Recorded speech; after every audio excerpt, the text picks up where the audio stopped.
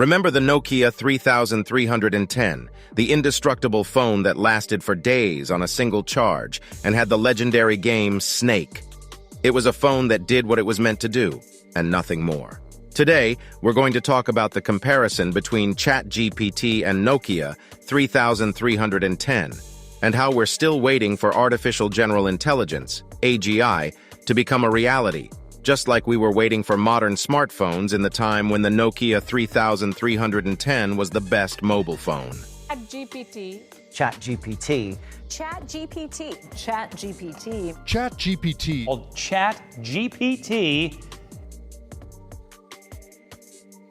Just like the Nokia 3310, ChatGPT does what it's supposed to do, generate text, and does it exceptionally well. But it's still far from being a true AGI. AGI is the idea of a machine that can perform any intellectual task that a human can. It's the holy grail of AI research. And a linear progression, that's our intuition, goes 1, 2, 3. An exponential one, that's the reality of information technology, is 1, 2, 4. It doesn't sound that different, except by the time you get to step 30, the linear progression, our intuition, is at 30, the exponential one is at 1 billion. It makes it, history is approaching a singularity because progress is accelerating at an exponential pace, and it's going to reach a point where progress is so fast it's going to be a singularity in history. People say, oh, only the wealthy are going to have these technologies that Kurzweil talks about. And I say, yeah, like smartphones, where you in fact had to be wealthy to have a phone, a mobile phone. It wasn't very smart, 20 years ago. And it didn't work. Only the cool people had mobile phones, like Gecko in Wall Street. There's the famous scene where he's walking on the beach and he's got that sort of shoulder-mounted mobile phone. And I remember seeing that, and say, wow, that's really cool. He's so rich, and he can just walk down the beach with a phone on his shoulder. And it really didn't work very well. And today they do a million things, and they work much better. It's just incidentally a you phone. can now talk to your computer and ask it questions in natural language. The thing is, when these capabilities emerge, they're kind of clunky and they don't work very well, so people dismiss it saying, well, it doesn't really work. Then by the time it does work well, people say, well, it's been doing that for a long time. It's nothing new. And so it kind of creeps up on us. Computers, we're going to be talking to them and they're going to get more and more sophisticated, and very gradually they'll become more and more human-like. Singularity is near. This is what, cult leaders, the end is near. Well, back in 2006, you write this book. It is a play on the end is near. Okay. Yeah. What did you predict at that time? Well, actually, going back to a book I wrote in the 1990s, The Age of Spiritual Machines, I predicted that... The age of spiritual machines? Yeah. Okay.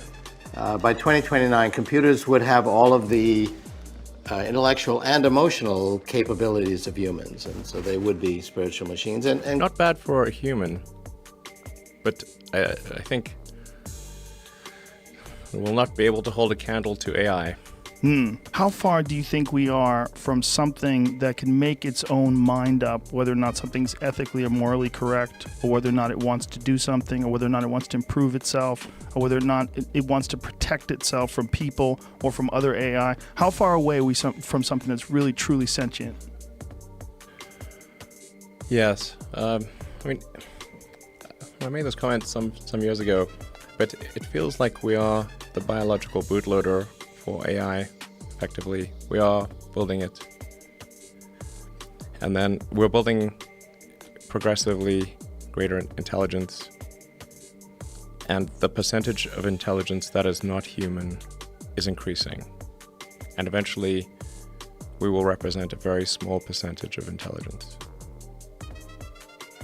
People call it the singularity. And that's probably a good way to think about it. It's a singularity. It's hard to predict. Like a black hole, what happens past the event horizon. Right. So once it's implemented, it's very different because it will Once be able to... Once the genie's out of the bottle, what's going to happen? And it will be able to improve itself. Yes. That's where it gets spooky, right? The idea that it can do thousands of years of innovation very, very quickly. Yeah. And then we'll be just ridiculous. Ridiculous. We will be like this ridiculous biological shitting, pissing thing trying to stop the gods. No, stop. We like living with a finite lifespan and watching, Norman Rockwell paintings. It could be terrible, and it could be great. It's not clear. Today, the systems, and this is very important, do not have the ability to set their own objective function.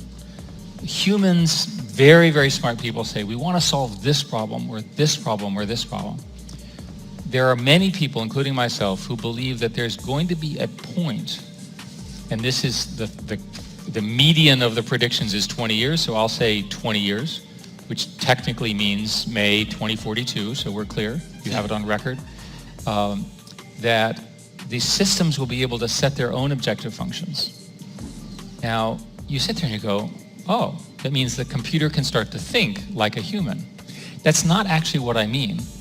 What I mean is that it will be a kind of intelligence that's not human, but feels like it's kind of human maybe. It can reason, it can think, it can make predictions, it can make choices, but not based on a biological human background.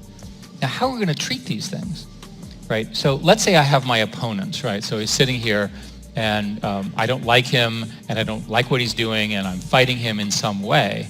I know he's human. I know he has biological limits. I know he has to sleep every day. I know he has concerns about his own mortality, has to eat, the things that we all share as humanity, our shared humanity. I know the limitations of his evilness and his brilliance because we have so many examples. So now we have the computer here, which is now doing its own thing. How do I characterize its risk? What is it capable of doing? Where does it find its limits? How does it decide what to do?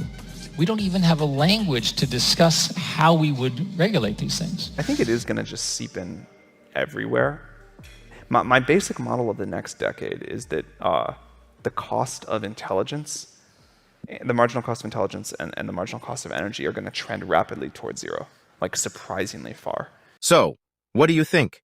Are you also excited for the day when AGI becomes a reality? Let us know in the comments below.